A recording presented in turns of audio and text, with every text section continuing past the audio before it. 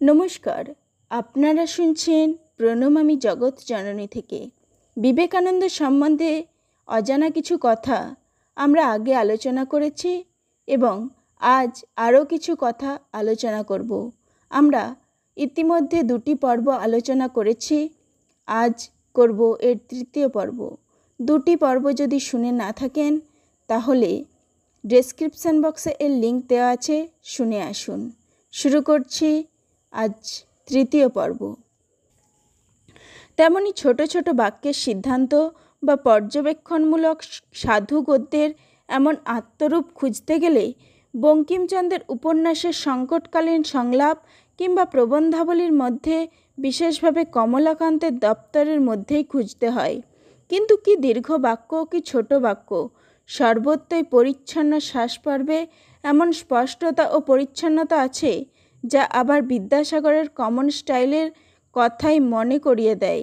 অর্থাৎ বিদ্যাসাগরের পরিচ্ছন্ন ঋজু গদ্যরীতির ওপর দাঁড়িয়ে বঙ্কিমী ছোট বড় বাক্যভঙ্গিকে বিবেকানন্দ অসাধারণ আত্মবিশ্বাসে আয়ত্ত করেছেন, যাকে আমরা বাংলায় আদর্শ গদ্য বলি।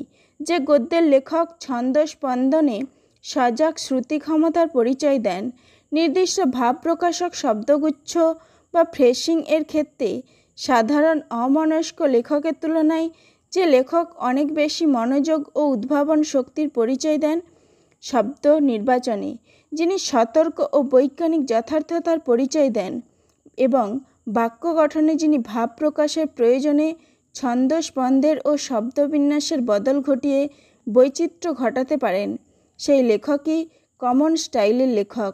বর্তমান ভারতের বিবেকানন্দ এই রকম সতর্ক মনোযোগী শব্দবিন্যাস দক্ষ স্পন্দমান আকর্ষণীয় গদ্যের লেখক।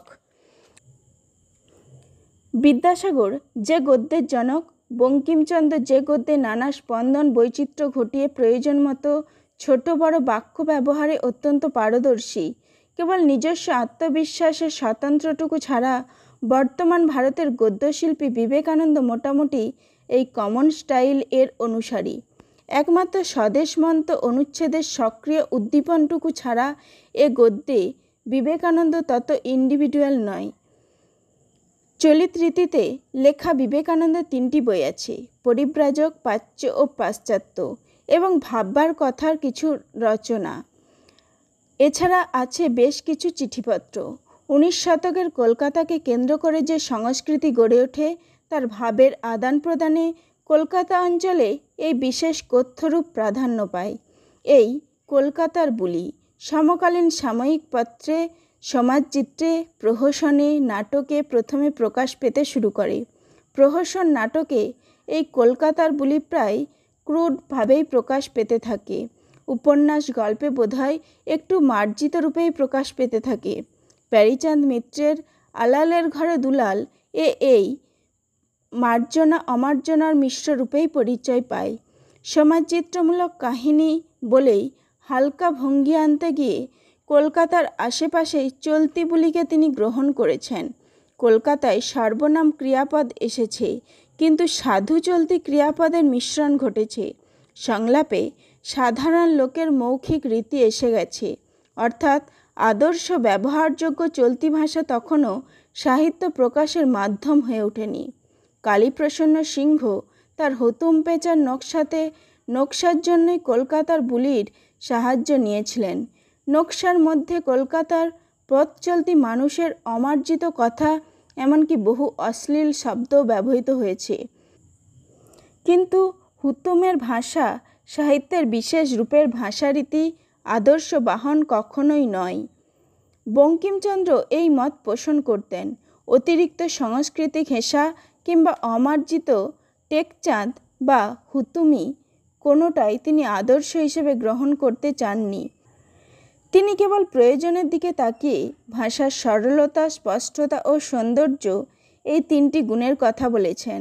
ভাব প্রকাশে ইংরেজি, ফার্সি, আরবি, সংস্কৃত, কাম্য, বন্য এই ভাষার শব্দ প্রয়োজন, তাকেই নিতে হবে।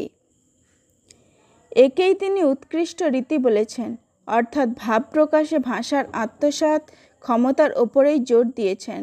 কোনো সংস্কারকেই তিনি স্থান দিতে চাননি। ক্রিয়াপদে চলতি রূপ তিনি আনেননি বটে, কিন্তু চলতি রীতিতে লভ্য সব রকম গ্রহণ ক্ষমতার পক্ষেই তিনি রায় দিয়ে বলেছেন, ইহাই আমাদের বিবেচনার বাঙ্গালা রচনার উৎকৃষ্ট রীতি। বঙ্গদর্শনে প্রকাশিত।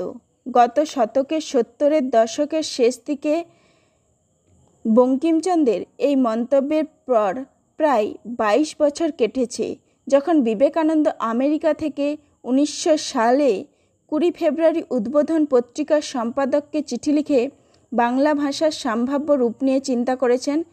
চিন্তা রূপটা পাল্টেছে। বঙ্কিমচন্দ্র সংস্কার বর্জন করেছিলেন, কিন্তু কী ভিত্তিতে আদর্শ লিখিত ভাষা গড়ে উঠবে তার কোনো ইশারা দেননি। বিবেকানন্দ বঙ্কিমচন্দ্রকে অনুসরণ করেই যেন ভাষার গ্রহণ ক্ষমতার ক্ষেত্রে সংস্কার মুক্ত হতে বললেন।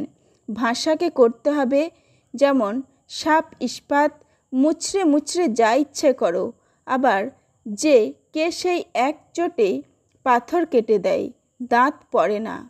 কিন্তু সঙ্গে সঙ্গে ভাষা ব্যবহারের কোন রূপটিকে ভিত্তি করতে হবে তাও বলে দিলেন, যা বঙ্কিমচন্দ্রের বাংলা ভাষা প্রবন্ধটিতে পাই না। বললেন, চলিত ভাষায় কি আর শিল্প নৈপুণ্য হয় না?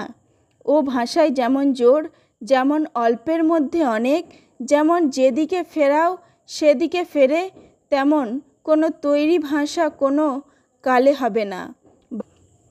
বাংলাদেশে স্থানে স্থানে রকমারি ভাষা, কোনটি গ্রহণ করব? প্রাকৃতিক নিয়মে যেটি বলবান হচ্ছে এবং ছড়িয়ে পড়েছে সেইটিই নিতে হবে, অর্থাৎ কলকাতার ভাষা। যতদূর মনে হয় বিবেকানন্দ যখন এই কথা বলছেন, তখন চিঠিপত্র, ডায়েরি ইত্যাদি নানা ক্ষেত্রে চলতি রীতির ব্যবহার রীতিমতো চালু হয়ে গেলেও সব বিষয়ে চলতি রীতির প্রয়োগকে আর কোনো লেখক এমন প্রকাশভাবে সমর্থন করেননি। এই লেখাটির মধ্যেই বিবেকানন্দ বলেছেন যে ভাষায় ঘরের কথা কও, তাতেই তো সমস্ত পাণ্ডিত্য গবেষণা মনে। তবে লেখবার বেলাও একটা কি কিম্ভূত কিমাকার উপস্থিত করো, যে ভাষায় নিজের মনে দর্শন বিজ্ঞান চিন্তা করো, 10 জনে বিচার করো, সে ভাষা কি দর্শন বিজ্ঞান লেখবার ভাষা নয়? স্বাভাবিক যে ভাষায় মনের ভাব আমরা প্রকাশ করি, যে ভাষায় ক্রোধ, দুঃখ, ভালোবাসা ইত্যাদি জানাই, তার চেয়ে উপযুক্ত ভাষা হতে পারেই না। সেই ভাব, সেই ভঙ্গি, সেই সমস্ত ব্যবহার করে যেতে হবে। পরে প্রায় 14 বছর বাদে প্রমোদ চৌধুরী বিবেকানন্দ সেই কলকাতার ভাষাকে একটু বেশি মার্জিত করে লেখার মান হিসেবে গ্রহণ করলেন এবং রবীন্দ্রনাথকে সহযোগী সমর্থক হিসেবে পেয়ে গেলেন। তবে একটা কথা এই প্রসঙ্গে বলে রাখি, প্রমোদ চৌধুরী সবুজপত্রকেই চলতি ভাষা ব্যবহারের বাহন করলেন। এর অন্তত 10 বছর আগে থেকেই তিনি চলতি ভাষায় প্রবন্ধ লিখেছেন এবং তার বিখ্যাত প্রবন্ধের 2-1টি কথার কথা আমরা ও তোমরা ভারতী পত্রিকায় জ্যৈষ্ঠ ও শ্রাবণ 1309 সংখ্যায় প্রকাশিত হয়েছে এবং সাধু ভাষা বনাম চলতি ভাষা নামে বিখ্যাত প্রবন্ধটিও সবুজপত্র প্রকাশের আগেই ভারতীতে প্রকাশিত হয়েছে। বঙ্গভাষা বনাম বাবু বাংলা ওরফে সাধু ভাষা নামের প্রবন্ধটিও বেরিয়েছে। এই প্রবন্ধটির শেষ অনুচ্ছেদে প্রমোদ চৌধুরী বলেছেন, আমার বিশ্বাস ভবিষ্যতে কলকাতার মৌখিক ভাষাই সাহিত্যের ভাষা হয়ে উঠবে। অর্থাৎ 1307 সালে বিবেকানন্দ সাহিত্যের ভাষা হিসেবে কলকাতার ভাষা হয়ে ও যে ওকালতি করেছিলেন, এ তারই পুনরাবৃত্তি। এমনকি এই লেখাটি সাধু ভাষার বিরুদ্ধে তার যে আক্রমণ, আমাদের ভাষা সংস্কৃতই গোদাই লস্করি চাও, ওই এক চাল নকল করে অস্বাভাবিক হয়ে যাচ্ছে, সে একই আক্রমণাত্মক ভাষাও 12 বছর বাদে প্রমোদ চৌধুরী ব্যবহার করেছেন। তিনি বলেছেন, বাংলা সাহিত্যের সাধারণ লেখকের গদ্য গোদাই লস্করি ভাবে চলে এবং কুলেখকদের হাতে লেখা একটা জড় পদার্থের স্তূপমাত্র হয়ে থাকে, কিন্তু বিবেকানন্দর প্রসঙ্গ একবারও তোলেননি। এই কারণেই মনে হয় বাংলা গদ্যের চলতি রীতির ক্ষেত্রে বিবেকানন্দের চিন্তাভাবনাগুলি এইরকম উপেক্ষিতই হয়েছে। যেহেতু তিনি পেশাদারী লেখক ছিলেন না এবং চিঠিপত্র বাদ দিলে 1905 থেকে 1908 এই 4 বছর মাত্র তিনি বাংলা ভাষায় চর্চা করতে পেরেছেন, তাও বর্তমান ভারত এবং পাশ্চাত্য এই বই দুটি প্রবন্ধকারে বেরিয়েছিল।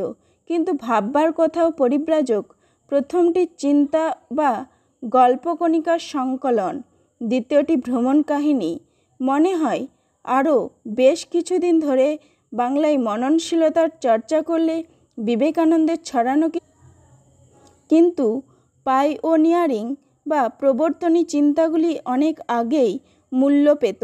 তবু আক্ষেপ, প্রমোদ চৌধুরীর মতো বিবেকানন্দের সমকালীন সাময়িক পত্রিকায় লেখকরাও উদ্বোধন পত্রিকাকে উপেক্ষা করেছেন।